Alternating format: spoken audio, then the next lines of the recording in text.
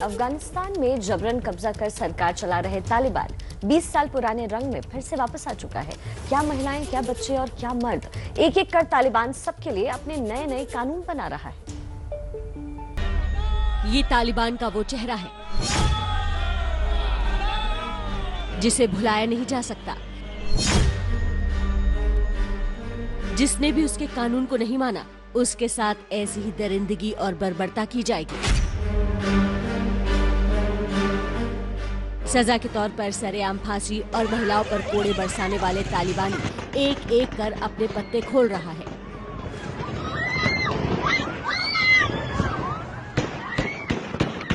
कागज पर लिखा ये फरमान अफगानिस्तान के पुरुषों के लिए है, जिसके जरिए यहाँ के पुरुषों की आजादी बंदूक के दम पर छीनी जा रही है। बंदूकधारी तालिबानियों ने एक नया फरमान जारी किया है। अब पुरुषों को शेविंग और दाढ़ी बनवाने पर पूरी तरह से रोक लगा दी गई है। हेलमंद प्रांत के नाइयों को खत के जरिए चेताया गया है कि जो भी इस कानून का उल्लंघन करेगा, उसे शरिया कानून के तहत सजा दी जाएगी। अफगानिस्तान के नागरिकों पर बंदिशों का दौर शुरू हो चुका है। हजारा समुदाय के लोगों पर तालिबान का कहर बरपा है। हजारा समुदाय के लोगों को पश्तून जमींदारों के इशारों पर निशाना बनाया जा रहा है। उनकी जमीनों को छीना जा रहा है, यहाँ तक कि उनके खेत और घरों से भी बेदखल किया जा रहा है। तालिबान उगी हुई फसलों को लूट रहे हैं। तालिबान ने दायकुंडी प्रांत में हजारा समुदाय के लोगों को 5 दिनों का अल्टीमेटम दिया है, जिसमें लोगों को अपना घर बार छोड़कर गांव खाली करने का निर्देश है। अफगानिस्तान में हजारा समुदाय की आबादी करीब 9% है। एक समय में अफगानिस्तान में इनकी संख्या कुल आबादी का 67% थी। लंबे समय से तालिबानियों के निशाने पर रहे हजारा समुदाय के कुछ लोग भागकर ऑस्ट्रेलिया और ब्रिटेन की शरण ले चुके हैं। ये तालिबान के खौफ का ही असर है कि दायकुंडी प्रांत से 400 से ज्यादा परिवार अपना घर छोड़ने पर मजबूर हुए हैं।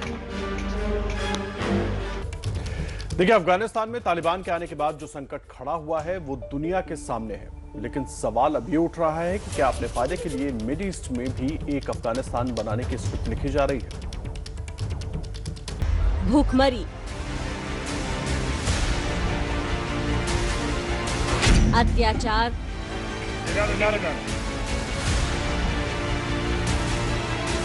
और तालिबान का आतंक। बीते करीब 1.5 महीने में यही वो तस्वीरें हैं जिसने अमेरिकी सेना की वापसी के बाद अफगानिस्तान की लाचारी और तालिबान के चेहरे को दुनिया के सामने उजागर किया है।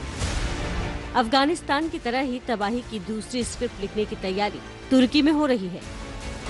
एक निजी चैनल को दिए इंटरव्यू में तुर्की के राष्ट्रपति रजब तैयब एर्दोआन ने अमेरिकी सेना के हवाले से बयान दिया है कि हम चाहते हैं कि अमेरिकी सेना अफगानिस्तान की तरह ही सीरिया और इराक को भी खाली करे।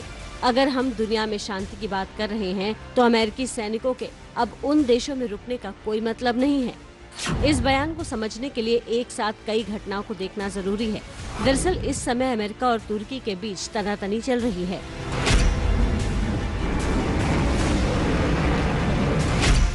अमेरिका की तरफ से आपत्ति के बावजूद तुर्की फिर रूस से S-400 मिसाइलों की खरीद करने वाला है। दावा है कि मिसाइल सिस्टम की खरीद से नाराज अमेरिका ने तुर्की को F-35 प्रोजेक्ट से बाहर कर दिया है,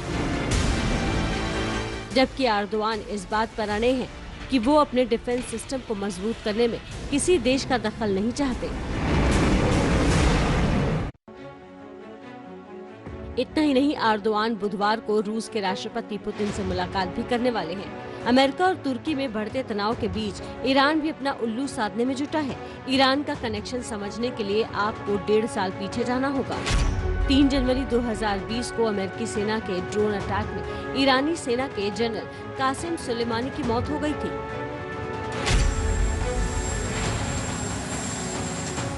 ट्रंप के बाद बाइडेन ने सत्ता संभाली तो कई फैसले पलटे।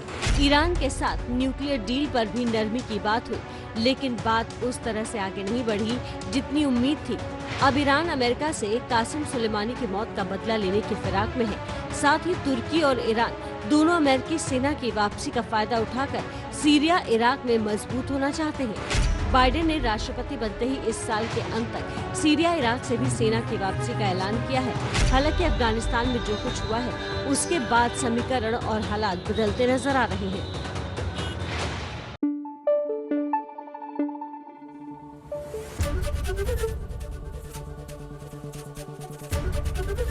एबीपी न्यूज आपको रखे आगे।